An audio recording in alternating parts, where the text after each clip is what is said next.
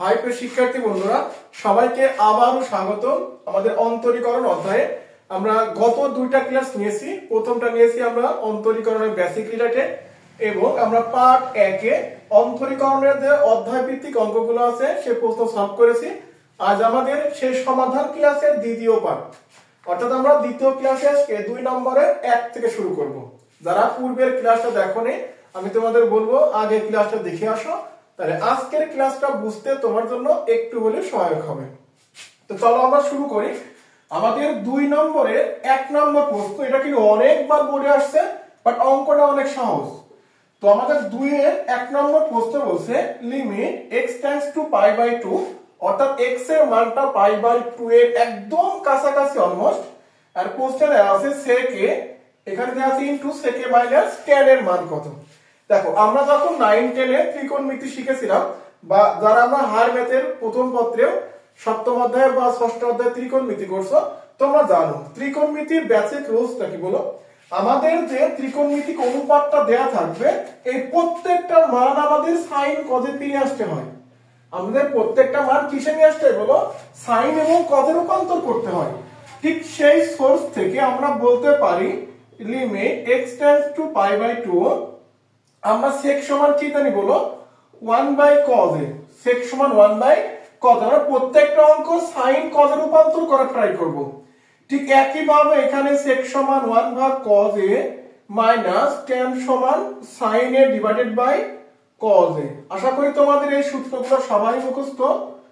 এরপরে limit x tends to pi by 2, তো যদি আমরা এটা এখান থেকে লসাগু করে নিই তাহলে আমাদের লসাগু আসবে কত cos a, তো cos a ভ্যানিশ, তাহলে আমাদের থাকছে কত 1 মাইনাস sin a।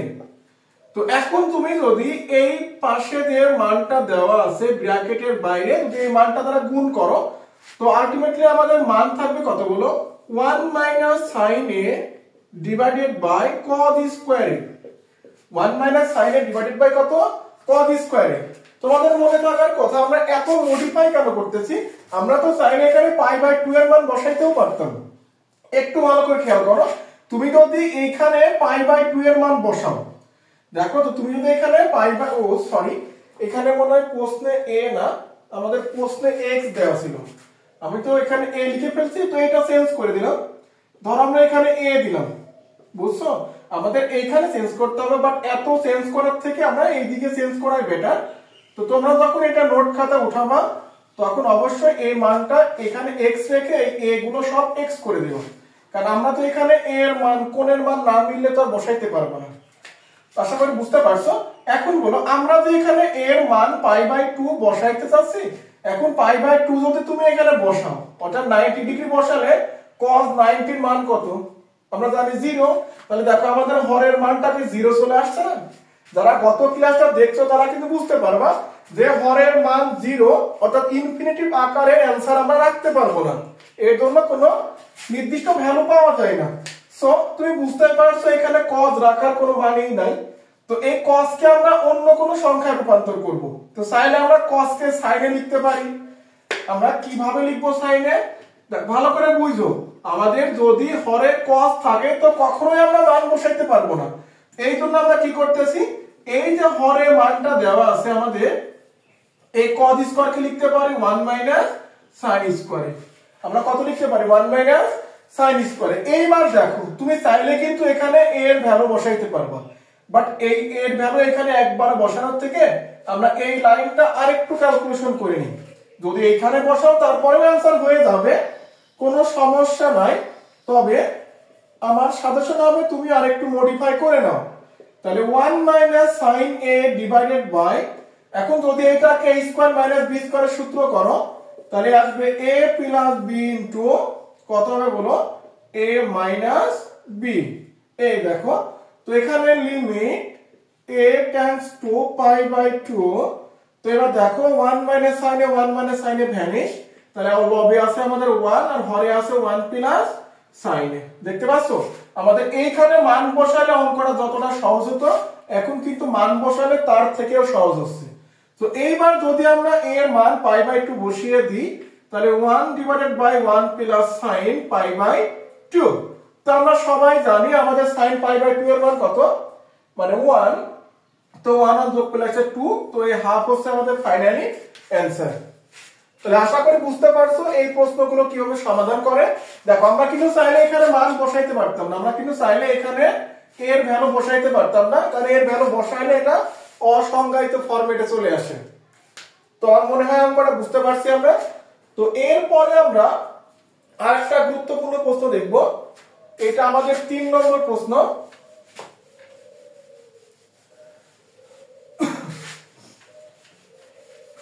অন্তরীকরণের এই প্রশ্নগুলো যদি আমাদের একটু সূত্রগুলো জানা থাকে, যদি আমাদের ত্রিকোণমিতির যে বেসিক সূত্র আমরা শিখেছিলাম, যদি এই সূত্রগুলো আমাদের জানা থাকে এই অঙ্কগুলো অনেক সহজ। আর অবশ্যই এগুলো পারার জন্য তোমাকে একটু ধারাবাহিক হতে হবে, অর্থাৎ আগে যে ক্লাসগুলো নিয়েছি এই ক্লাসগুলো একটু দেখে আসতে হবে। এই ক্লাসগুলো দেখে আসলে তোমার দেখবে অন্তরীকরণ অনেক সহজ।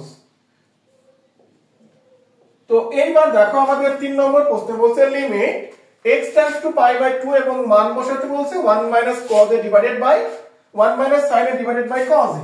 তো এখন বলো আমি কি x এর মান এখানে পাই বাই 2 বসাইতে পারবো? আমি তো বসাইতে পারবো না, কারণ মানটা বসাইলেই তো এখানে অসংজ্ঞায়িত ফরম্যাট চলে আসবে। সো এই প্রবলেম সলিউশন করার জন্য আমাদের কি করতে হবে, একটু অঙ্ক ভেঙে চুরে নিতে হবে, তাই তো? তো যদি আমরা এই সাইনে, যদি এটা তো আপাতত চেঞ্জ করা পসিবল না, যদি আমাদের এইটার অনুবন্ধী মান দ্বারা গুণ করো, অর্থাৎ এর অনুবন্ধী মান কত বলো, 1 প্লাস sin x। যদি এই মান দ্বারা আমাদের লব এবং হরে গুণ করো, তাহলে আমাদের একটা অ্যানসার আসার পসিবিলিটি আছে, তাই তো? তো আমরা এর অনুবন্ধী মান দ্বারা হরেও গুণ করব, লবেও গুণ করে দেব। এই দেখো আমাদের অনুবন্ধী মান দ্বারা গুণ করা হয়ে গেছে, আমরা লিমিটটা রেখে দিলাম। তো এখন যদি আমরা এটাকে সূত্র করে নাও a plus b into a minus b, অর্থাৎ 1 মাইনাস sin স্কয়ার x, দেখছো 1 মাইনাস sin স্কয়ার x, আর হরে আসছে আমাদের cos x ইনটু 1 প্লাস কত বলো, sin x, cos x into 1 plus sin x। এখন প্রশ্ন হচ্ছে আমরা তো যতক্ষণ পর্যন্ত আমাদের হরে cos এর মান থাকবে আমরা ততক্ষণ কোনো মান বসাইতে পারবো না। তো এই cos তো আমাদের ভ্যানিশ করা লাগবে, তাই না? তো এই cosটা ভ্যানিশ করা লাগবে যদি, তো সেক্ষেত্রে আমরা লিমিটটা রেখে দিয়ে এই যে 1 মাইনাস sin স্কয়ার সমান কি জানো বলো, cos square. 1 minus sin square সমান cos স্কয়ার। এইবার দেখতে পাচ্ছ আমাদের cosটা কিন্তু অলরেডি ভ্যানিশ হয়ে গেছে। তো যদি এখানে কাটাকাটি করো উপরে একটা cos x থাকবে, তো ফাইনালি আমাদের মান আসবে limit x tends to pi by 2, আমাদের লবে আছে cos x, তার হরে আছে কত, 1 প্লাস sin x। তো যদি এখানে পাই বাই 2 বসাও তাহলে cos pi by 2 divided by 1 plus sin pi by 2। তো আমরা সবাই জানি cos 90 এর মান 0, আর এখানে 1 প্লাস কত হচ্ছে 0, অর্থাৎ রেজাল্ট আসবে কত, 0। তো আশা করি বুঝতে পারতেছো এই প্রশ্নগুলো কিভাবে সলভ করে। তো এটা ছিল আমাদের 3 নম্বর প্রশ্ন। এরপরে আমরা আরেকটা গুরুত্বপূর্ণ প্রশ্ন আছে, এটা হচ্ছে আমাদের নাম্বার 4। আমরা এখানে অসীম কুমার স্যারের বইয়ের প্রশ্নগুলো সলভ করতেছি ধারাবাহিকভাবে। তোমরা যারা এসইউ স্যারের বইটা ফলো করো বা অন্যান্য রাইটারের বইটা ফলো করো, তোমরা এই প্রশ্নগুলো একই থাকবে, হয়তো সিরিয়াল মেইনটেইন হবে না, তোমাদের একটু কষ্ট করে প্রশ্নগুলো একটু মিলাই নিতে হবে। বাট অসীম কুমার স্যারের বই তুমি যদি ফলো করো দেখবে এই প্রশ্নগুলো ধারাবাহিকভাবে সব মিলে যাবে। তো আমরা আমাদের 4 নম্বর প্রশ্ন দেওয়া আছে লিমিট। এই প্রশ্নটা কিভাবে সলভ করা যায়, তোমাদের যদি আগের বেসিকটা মনে থাকে, তোমাদের কি বলেছিলাম মনে আছে, আমাদের প্রত্যেকটা ত্রিকোণমিতিক অনুপাতই আমরা রূপান্তর করি সবসময় কিসে, sin এবং cos এ। তো এই মানটাও তো তোমাকে sin cos নিতে হবে, তাই না? তো এই লিমিটের মানটা রেখে দাও, কারণ আমরা লিমিট কিন্তু এখানে বসাইতে পারবো না। আমরা সবাই জানি যে tan 90 ডিগ্রির মান অসংজ্ঞায়িত। তো তুমি কোনো মানকে অসংজ্ঞায়িত দ্বারা ভাগ করলে তো আলটিমেটলি রেজাল্ট অসংজ্ঞায়িতই আসবে। তো আমরা কি করব, এই ট্যানটাকে হরে ট্যান রাখবো, এটাকে ভেঙে দেব। তো তার আগে আমরা sec সমান জানি 1 ভাগ cos cube theta minus tan সমান জানি sin কিউব ভাগ cos cube theta divided by, আমরা আবার tan সমান জানি sin থিটা ভাগ কত, cos থিটা।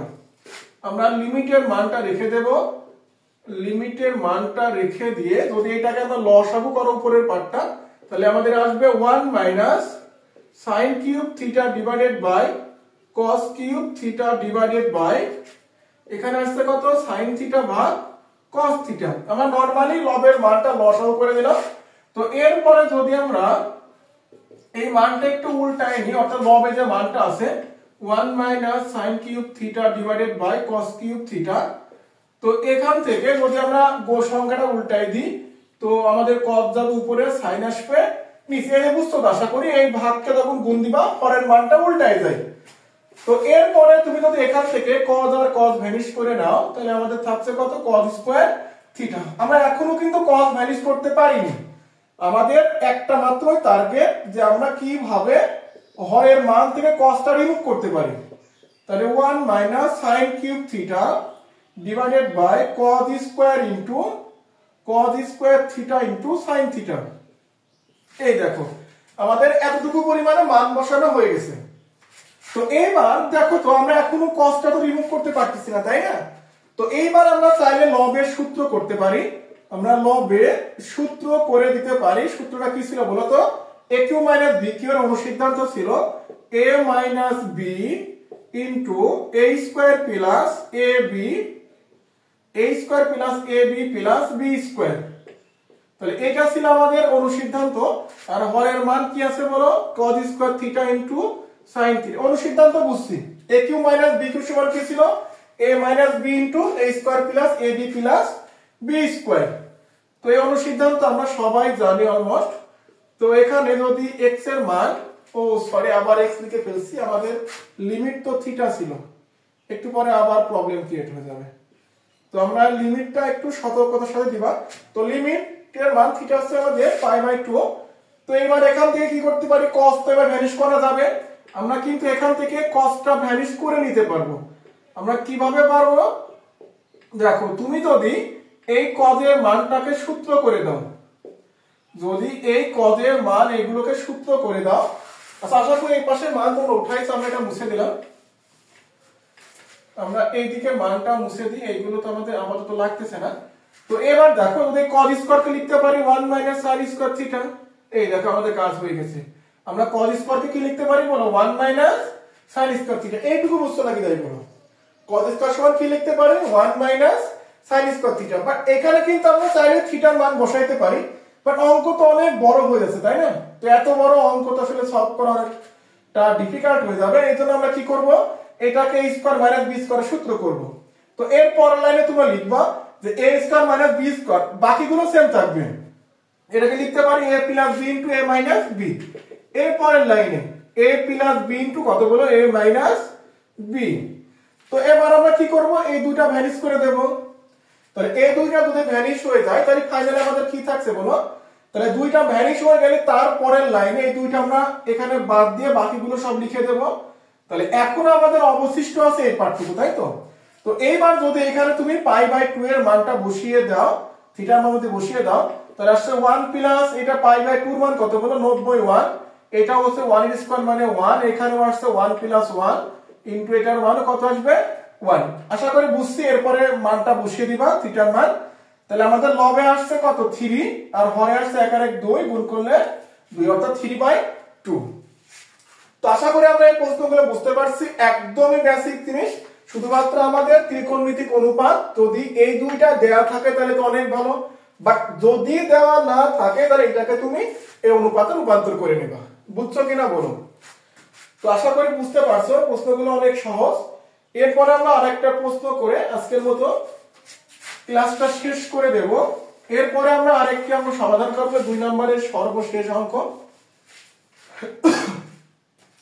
আমাদের প্রশ্ন এটা 2 নম্বর। এই প্রশ্নটা আমাদের মাস্টারের ছোট একটা প্রশ্ন এমসিকিউ তে আসে। আমাদের 2 নম্বর প্রশ্ন ছিল limit x tends to π/2 minus x into tan x। এই যে প্রশ্ন দেওয়া আছে, এই ধরনের প্রশ্নের ক্ষেত্রে লিমিটের মানটা চেঞ্জ করতে হয়। আমরা কিন্তু গত ক্লাসে এগুলো শিখিয়েছিলাম কিভাবে লিমিটের মান চেঞ্জ করতে হয়। আমরা আরো আরেকবার দেখাচ্ছি। আমরা ধরে নেব x সমান π/2 প্লাস h। x সমান কত? π/2 প্লাস h। এখন বুঝো, এই যে এখানে বলতেছে যে লিমিট x টেন্ডস টু π/2, এইটার মিনিং কি? এইটার মিনিং হচ্ছে x এর মানটা π/2 এর একদম কাছাকাছি, অর্থাৎ নির্দিষ্ট করে π/2 অর্থাৎ 90 ডিগ্রি না, 90 ডিগ্রির থেকে একটু সামান্য পরিমাণ কম বা একটু সামান্য পরিমাণ বেশি, অলমোস্ট সেই মানটা জিরোর কাছাকাছি। তোমাকে যদি একটা এক্সাম্পল তো দেখায়, আমরা বলতে পারি 99.999999 এমন একদম অলমোস্ট 90 এর কাছাকাছি, বাট 90 না। যদি এর থেকে একটু বেশি লিখতাম অর্থাৎ 90.00001 অর্থাৎ 90 থেকে একটু বেশি, তাহলে আমরা বলতে পারি এই মানটা আসলে অলমোস্ট জিরোর কাছাকাছি। তাহলে যদি এখান থেকে আমরা লিমিট বলি যে x এর মান যে x টেন্ডস টু π/2 হলে, তাহলে x এর মান যদি একদম 90 এর কাছাকাছি হয় তাহলে বাকি মানটা আলটিমেটলি আমরা জিরোর কাছাকাছি হবে। তাহলে বলতেই পারি সুতরাং h এর মানটা হবে অলমোস্ট কি জিরোর কাছাকাছি। ভালো করে বুঝো, x এর মান যদি 90 এর একদম কাছাকাছি হয় তাহলে বাকি মানটা কি হবে অলমোস্ট জিরোর কাছাকাছি একটা মান। এই জন্য বলতে পারি h টেন্ডস টু কত হচ্ছে এখানে 0, h টেন্ডস টু কত হবে 0। তো এখন তুমি যদি এখান থেকে মানগুলো ইনপুট করে দাও, তো তাহলে এটার মান পাচ্ছি আমরা -h, এখানে হচ্ছে আমাদের tan কত আছে এটার মান ধরছিলাম π/2 h, বুঝছো তো? এই যে এই মানটা এই পাশে নিয়ে আসলে আমরা এটার মান পাচ্ছি -h, আর এখানে মানটা বসিয়ে দাও, বুঝছো তো? এটা এই যে এটা এই পাশে বিয়োগ করে দাও, এটা এইদিকে নাও, এই মানটা এইদিকে নিয়ে আসো, সো -h পাবা। তো এখন যদি আমরা এটা একটু ক্যালকুলেশন করে নিই, ও এখানে তো লিমিট পরিবর্তন করতে হবে। যখন তুমি মান বসিয়ে দিয়েছো তখন লিমিটের মান কত হবে h টেন্ডস টু 0, এইটা একটু মাথায় রেখো। যখন আমরা এখান থেকে মানগুলো সব বসিয়ে দিলাম তখন লিমিটটা চেঞ্জ হয়ে গেল h টেন্ডস টু 0। তো এই মান যদি আমরা লিমিট h টেন্ডস টু 0 রাখি, যদি মাইনাস এখানে h রেখে দাও, তাহলে এখানে tan 90 ডিগ্রি অর্থাৎ পরিবর্তন হয়ে যাবে cot, আর যেহেতু দ্বিতীয় চতুর্ভাগ তাহলে tan এর মান মাইনাস, তাহলে আমার থাকবে কত -cot h। ভালো করে বুঝো, tan 90 ডিগ্রির জন্য পরিবর্তন হয়ে cot হবে, আর দ্বিতীয় চতুর্ভাগে tan এর মান মাইনাস, এইজন্য এখানে মাইনাস বসছে। তো এরপরে যদি আমরা limit h tends to 0 minus minus গুণ করে দাও, আর cot মানে জানি 1/tan, তাহলে একবারে লিখলে থাকছে আমাদের tan h, tan কত h থাকছে। তো এইটার সূত্র তোমাদের এখনো শেখানো হয়নি, আমরা পরবর্তী ক্লাসে এটা সূত্র থেকে অনেকগুলো ম্যাথ সলভ করব। তো এখন আপাতত মুখস্থ করে রাখো একটা সূত্র। যদি আমরা এখানে জানি limit x tends two 0, x tends two কত 0, তাহলে এখানে বলতে পারি x/tan x, x/tan x এর মান কত 1, এর পুরোটার মান কত 1। অর্থাৎ যদি লিমিটের মানটা 0 হয় তাহলে আমরা ওই সংখ্যাকে tan এর অনুপাত দ্বারা ভাগ করলে 0 আসছে। তো এখানে দেখো লিমিট h টেন্ডস টু 0, তাহলে এখানে h/tan h, তো এই পুরোটার মান কত হবে 1, পুরোটার মান কত হবে 1, এইটাই হচ্ছে আমাদের অ্যানসার। যদিও আমরা এই এখানে চারটা সূত্র আছে আর কিছু ধারা রিলেটেড সূত্র আছে, তো এই চারটা সূত্র এবং ধারা রিলেটেড সূত্র নিয়ে আমরা আগামী ক্লাসে ইনশাআল্লাহ চেষ্টা করব 9 এর a অধ্যায়টা শেষ করে দেওয়ার। তো এতক্ষণ আমাদের সাথে থাকার জন্য ধন্যবাদ। তোমাদের সবাইকে পরবর্তী ক্লাস দেখার আমন্ত্রণ রইল।